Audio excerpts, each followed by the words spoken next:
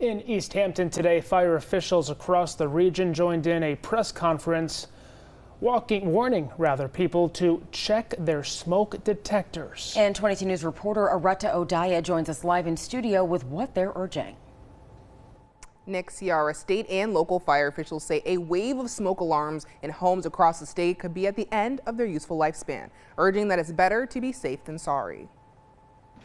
Working smoke alarms can be the difference between life and death. It's that time of year to check the date and quality of that smoke alarm. For most homes in Massachusetts, fire code mandates that replacement alarms have a sealed 10-year battery life and a hush feature. This mandate started in 2015, so alarms bought then are nearing the end of its useful life. The State Fire Chiefs Association and several local fire officials band together in Easthampton to warn the public.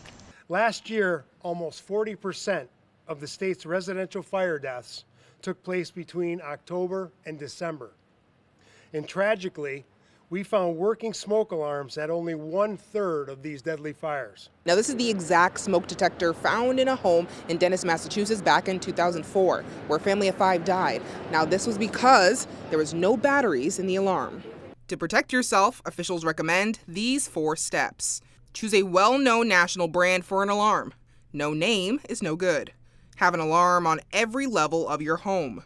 Check in with elders in your life to make sure that they're all set with their alarms. And lastly, if you're disposing of a 2015 or older alarm, do not put them in the trash. Bring them to household waste collectors or battery recycling near you. One of the most frustrating and heartbreaking events we encounter is a fatal fire at a home with disabled smoke alarms.